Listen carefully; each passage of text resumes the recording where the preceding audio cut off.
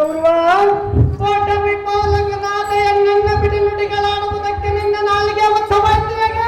ಸಹಜವಾಗಿ ಆಗಿರುವುದೇ ಬಂದ ಭ್ರಷ್ಟ ಎನ್ನ ಗುಂಡಗೆಯನ್ನು ತಡೆಲಿಸಿ ಹಿಂಡು ಭೂತಗಳಿಗೆ ದಂಡಿಗಾಗಿ ತಿಂಡಿ ಹಾಕುವೆ.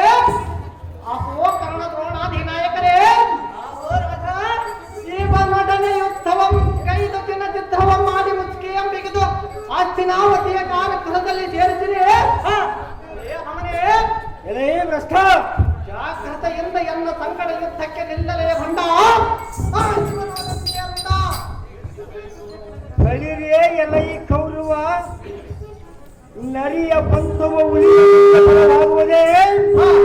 ಎಲೈ ನರ ಉಳಿವೆ ನೀನು ನನಗೆ ಸಮಾನವೇ.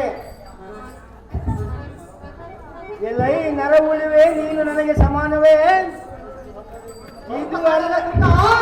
ಇದು ಅಲ್ಲದೆ ನಿನ್ನ ಬಿಲ್ಲಿನ ಭಯವು ಎನ್ನ ಮುಂದೆ ತೋರಿಸಿವ. ನಿನ್ನ ಬಿಲ್ಲಿನ ಭಯವು ನನಗೆ ಸ್ವಲ್ಪವಾದರೂ ಇಲ್ಲ. ನಿನ್ನ ಬಿಲ್ಲುಗಳೆಯಲ್ಲಿ ಎನ್ನ ಹಲ್ಲುಗಳು ಮಸಿಯುವ ಸಣ್ಣ ಪಿಳ್ಳೆಗೆ ಸಮಾನವಾಗುವೆ ಕೌರವ. ನಿನಗೆ ಅದಕ್ಕಿಷ್ಟು ಪೌರುಷವ. ಎಲೈ ಅಗಮ, ಜಾಗೃತೆಯಿಂದ ಯುದ್ಧಕ್ಕೆ ನಿಲ್ಲಲೇ ಭಂಡ. ಅದೇ ಪ್ರಕಾರವಾಗಿ ಯುದ್ಧಕ್ಕೆ ನಿಲ್ಲುವಂತನಾಗಲೇ ಈ ಭ್ರಷ್ಟ ಪರಮ ಪಾಪಿಷ್ಠ.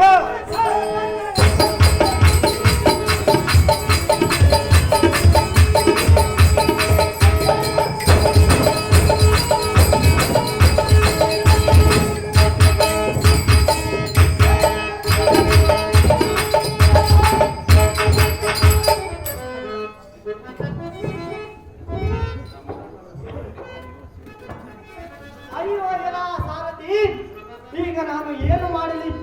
ಕರ್ಣ, ಶಕುನಿ, ದ್ರೋಣಾಧಿನಾಯಕರು ಇದ್ದು ಈ ಸಮಯದಲ್ಲಿ ಯಾರು ಇಲ್ಲದಂತಾಯಿತು.